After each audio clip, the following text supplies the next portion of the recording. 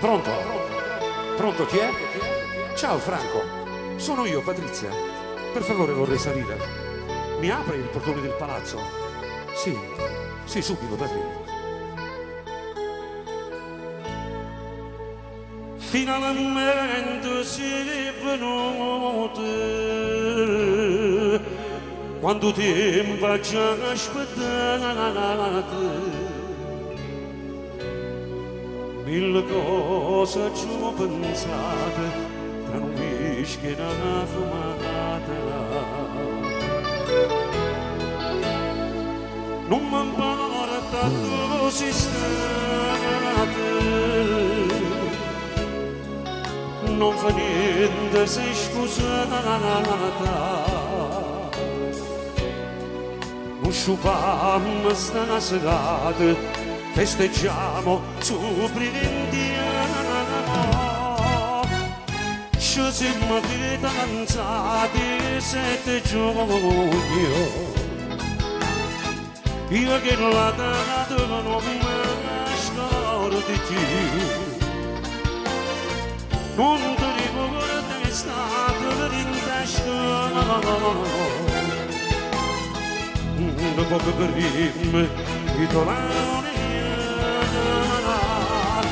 era il giorno degli esami, eri tutta emozionata, tutte le lacrime tra l'occhio, tu venivi stamma abbracciata.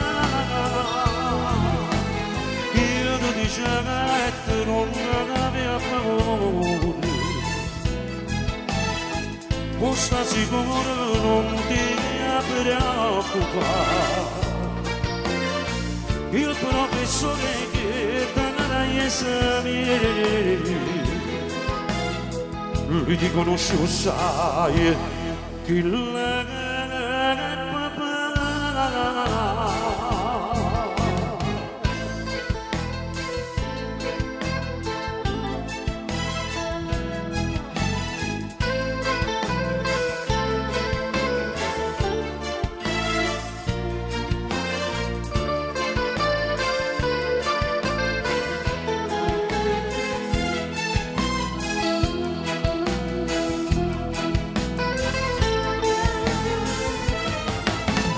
Perché tu non mi guardi, ma perché non mi rispondi? Forse non ti senti bene, c'è qualcosa che non va. Stasera tu non mi pare così strana, i fatti tu non mi sanno. Pure a sbagliare ma non si felice, ti sento assai lontano per